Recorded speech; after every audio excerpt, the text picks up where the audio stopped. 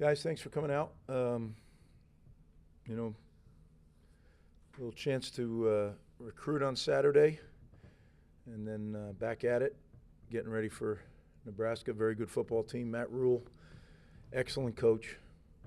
Known Matt for a long, long time, and he does a great job.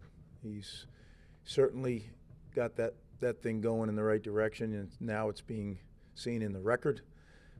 They got really good players. They're well coached. Offensively, Raiola, the quarterback, the freshman, is incredibly talented. You don't usually see a freshman that's capable of kind of doing the things he's doing right now. They got three really big wideouts: Nair, Banks, and Bonner. I mean, each one's bigger than the next. I mean, they're gigantic. Very physical group. They've drawn a lot of DPIs, as you can imagine, because of their size and the way they kind of move DBs around. The tight end, I mess up the way you say it, Fedoni, he is a really good player. I think he is one of the better ones we'll see this year. And then the offensive line is big and physical. So offensively, they're definitely going to be a huge challenge. Defensively, I think their defensive line is stout. Robinson, 9. And then 0 and 1. I think it's Butler and I don't know if I'll say this right, Hutmaker. Those three guys, as physical as you're going to see.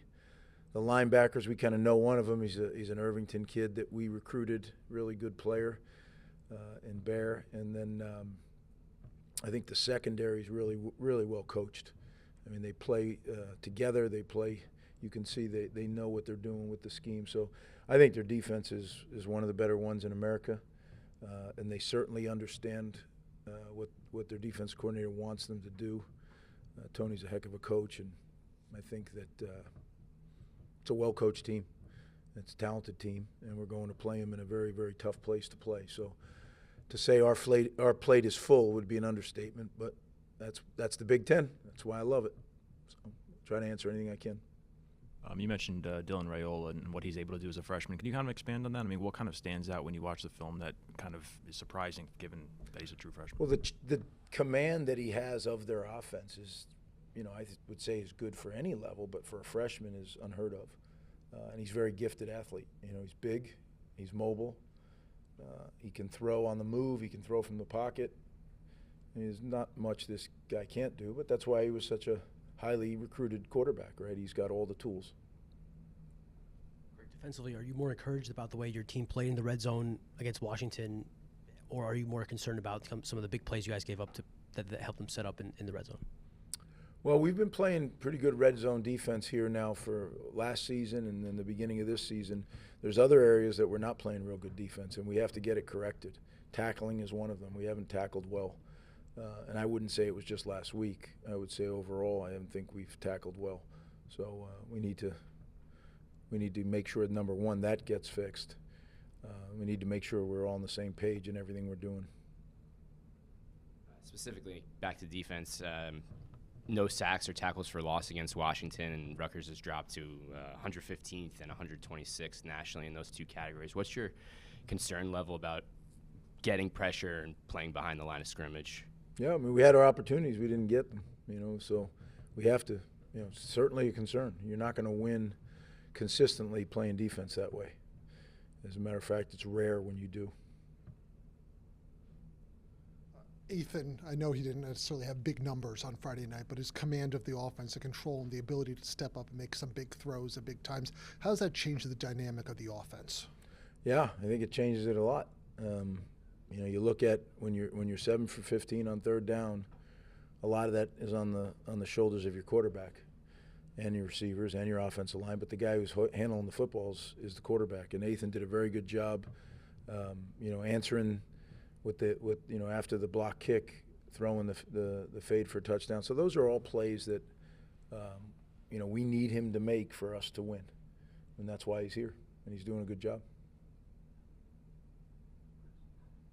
Tackling issue. I mean, what kind of caused that? Because obviously in past years that really hasn't been as much of an issue. I guess what can kind of lead to that slipping? You know what? There's been some different guys in the lineup. We got some guys coming back into the lineup. attention to detail, a lot of things, angles of entry on the tackle. There's a whole bunch of things, but it doesn't matter. We need to get them. We need to get them corrected, and the end result is you have to drop. Now, the reality is Friday night they had a really hard guy to tackle, but that's the Big Ten. We're going to see that this week. They do running back by committee, but it's a pretty darn good committee. So we better get it fixed, or we're going to have some issues. And then the receivers, we better tackle them. I mean, they're all 220 pounds. It's not like tackling your normal 190-pound, 200-pound receiver. You guys have won 2 one-score games this season. Nebraska has a very long streak of losing one-score games in Big Ten play. Do you feel confident about your team pulling through in these tight games that I imagine not only this weekend but the rest of the Big Ten schedule will provide?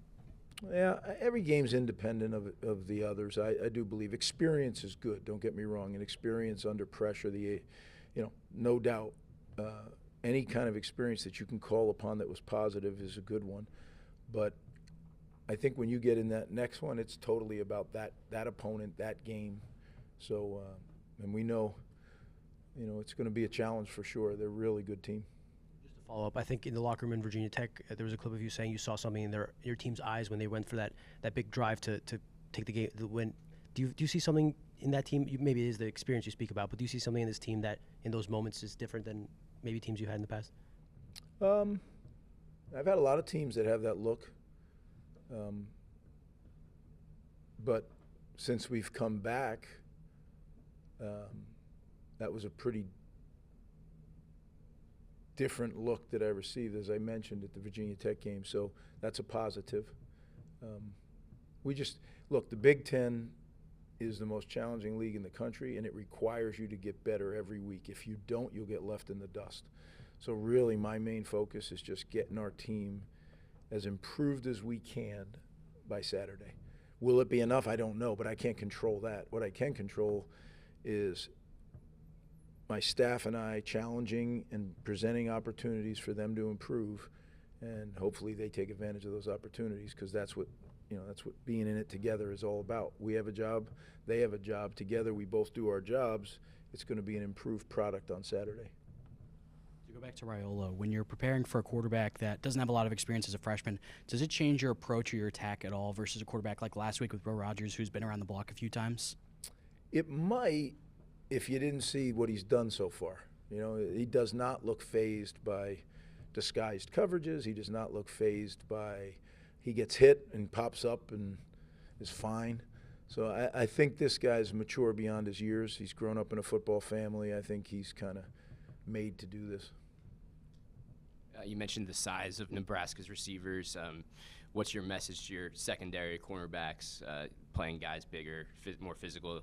And Eric Rogers got shaken up there at the end. Is he going to be good to go in this circumstance? Yeah, I'm not. It's a good try, but I'm not going to talk about the availability report before the game. You'll get all that stuff. But what I talk to the DBs about all the time, but it's really emphasized more, is you need to be really precise with your angles of entry, your coverage mechanics, because if you're at all out of position, these guys have such large catch radiuses, and they can use their body to box you out.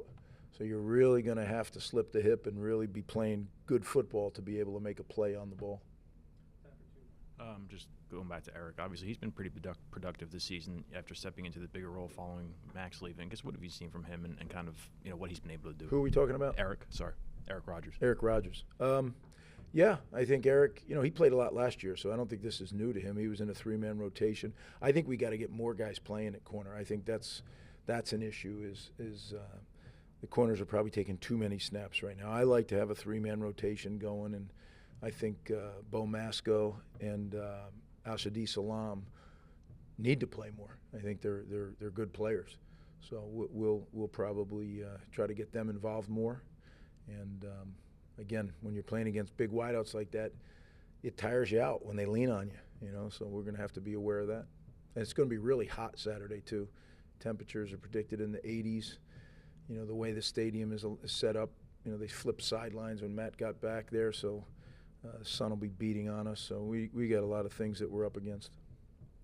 Just want to ask about Bo Masco, and I know last year it took him a while to be able to get on the field and be able to play for you, but what have you seen from him, coach's son, and just kind of the maturity that he has. Yeah, Bo's a football player, right? He's not our prototype size corner, but he plays bigger than he is. He's long and he plays bigger than he is, which is the only reason we took him, because he is a football player. He's tough, he competes, fearless. So I think he's got a chance to be a good one.